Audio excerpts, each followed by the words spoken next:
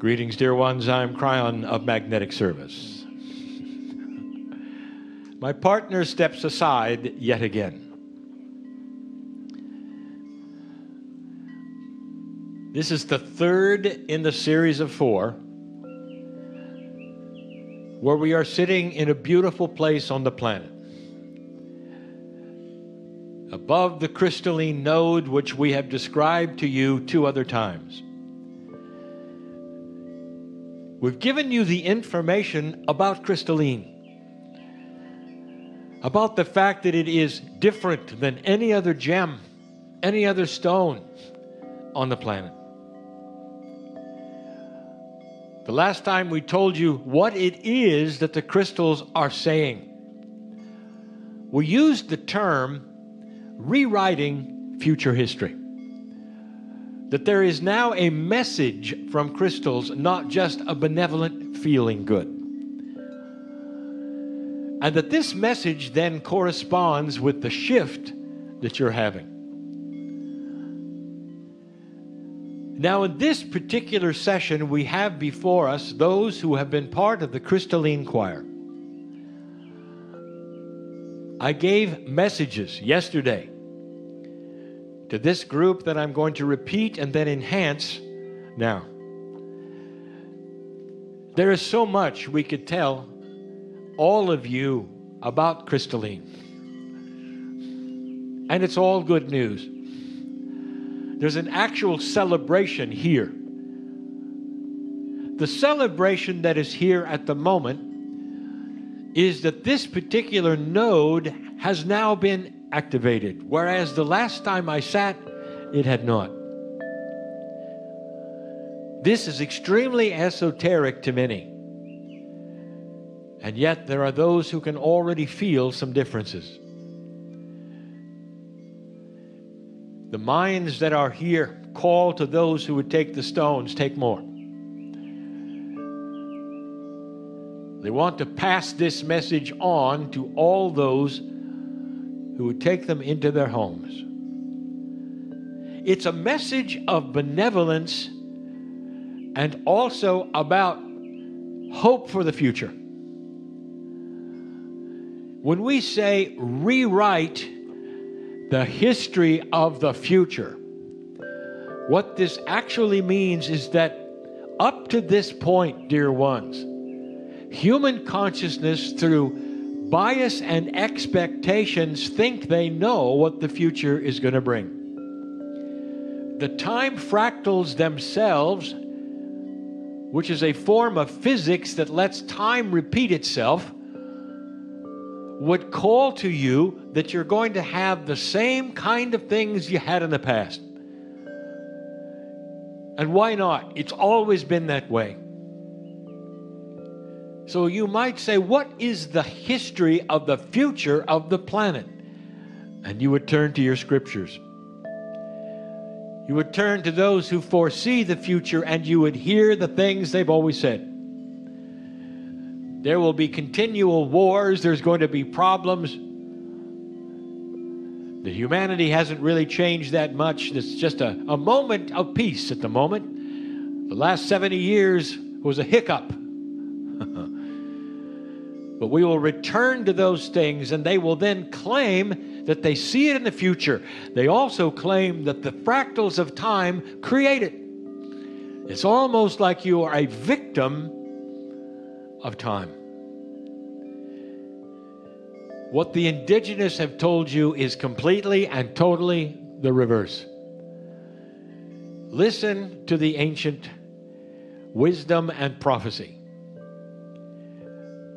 And that was this, that the future of this planet is changeable.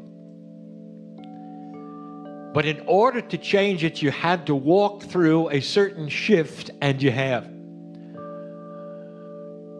The indigenous use long count calendars. They look at the stars, the sky. They don't use the fractals of time as the science do. And almost exclusively, the indigenous will tell you, the ancients will tell you, that you have the ability right now to change the entire planet, all of the time fractals, and restart this clock. You sit on a crystalline node, what we call the mother lode, that has absorbed this very information from those who created it, which was the Pleiadians, and infused it with information from their world. And this information is what happens when a planet goes through the shift. You've never been there. You don't know. And so I'm now enhancing the information from the last channel. Crystals remember. They store. And all along, they have been ready to give you the most benevolent information you have ever heard about the future of this planet. And that is why, for centuries, you pull a crystal out of the ground and they emanate benevolence, happiness, and make you feel better. Now, suddenly, instead of benevolence and happiness, they're telling a story. And they're saying the future is ripe with change. The planet can move from a planet of survival and war to a planet of harmony and understanding. A slow transition that is already in the works. We say the snowball is rolling down the hill. But there's so much more. The crystalline grid of the planet in review is an esoteric grid. It's not physical. What is here is physical. There is a bridge that is connecting the physical to the esoteric. That bridge was further activated yesterday by the group that sits in front of me and what you have called the crystalline choir. Pineal tones were sung. Pineal tones are ancient tones remembered by the Master Yai, sung in the open air but recognized by the crystalline node. It is almost like turning the key in the lock yet once again that says, all right, humans, you passed the marker, show us you remember who you are. And the tones then sing the remembrance and open and activate the node that you're on. It starts passing the information to this esoteric crystalline grid, which so far on the planet has been on its own. And what this means is that the crystalline grid only remembers what humans do on it. We've told you this. It's why you feel things in certain places where things have happened.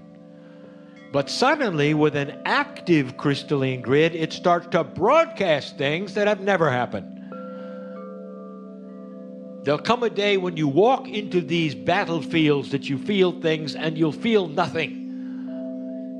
Because it's been recalibrated and rebooted to start broadcasting what it needs to say. Why would this be done? What's it all about? Why is it needed? When a baby is born on the planet, there is an alliance between Gaia and its life force. The indigenous know it. In Lemuria, they actually featured ponds of underwater birth. So the first thing the baby knew, it was going from the fluid of the mother to the fluid of Gaia. It was an initiation to the energy of the planet itself. And Lemurians and all of the ancients know that this is the appropriateness of birth in the water. Feel Gaia. First thing you feel is the warmth and the beauty of the water of the planet that encircles you. It's the water of life. And it goes from there. An alliance with Gaia is needed for balance spiritually. One of the things that is going on right now is you sit in the open, looking at a magnificent tree all around nature, while I channel on a bed of crystals. Now, this is going somewhere. The information that I gave yesterday was what the whales are here for. And again, I'll say it. Humans love whales. Whales and dolphins are an attraction, always. You want to be with them. You want to know about them. You want to learn more and more. Children, as soon as they can, and see a whale or a dolphin among any other animal, is so interested. Learn all the names of them. According to biology and the way things work, a dolphin is classified as a whale. So when we say whales, we are saying all dolphins and all whales of all kinds. What they're here for, dear ones, I said yesterday and revealed, they are the living crystalline grid. Now I'm going to explain that and give you further information.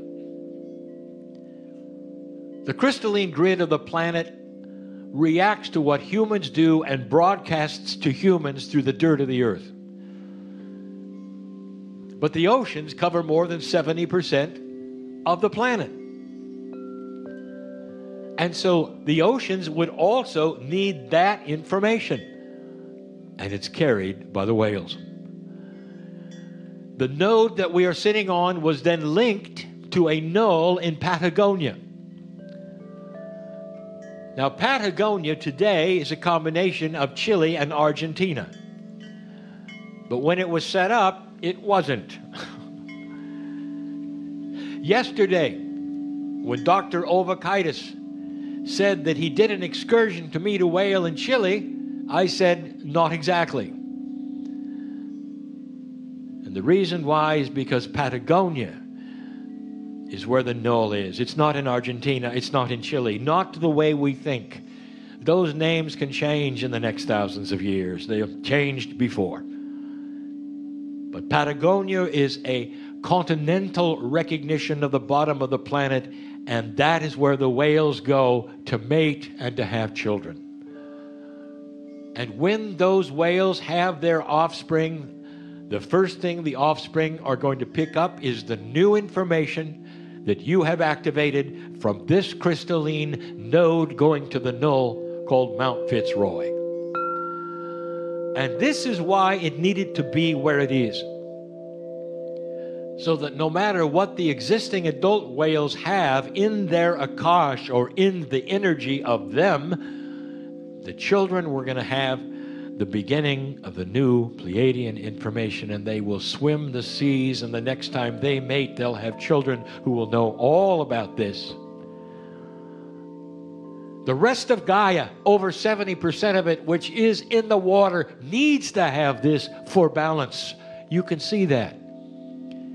That is why the whales are needed. The dolphins are needed. They all carry it. Kryon, do they know who they are? I want to ask you something. Whether it's been in the wild or whether it's been in captivity, have you ever looked in the eye of a dolphin or a whale for a long, extended time, especially in the wild? And if you have, I don't have to answer the question. You see wisdom. There's almost a wink that says, we know who you are. My partner has led many excursions to swim with dolphins in the open ocean around Lemuria. And the first time it happened, he couldn't hardly believe the procedure. They take you out in an open boat, and they dump you in the ocean, and the boat backs away, and the dolphins come to you. I want to ask you, do you think they're curious about what a human is, or do you think they're allied to your consciousness and know who you are? And then the next thing that happens is they swim around you. They show you their offspring. They celebrate and they jump in the air. Dear ones, they know it. They know it. And so do the whales.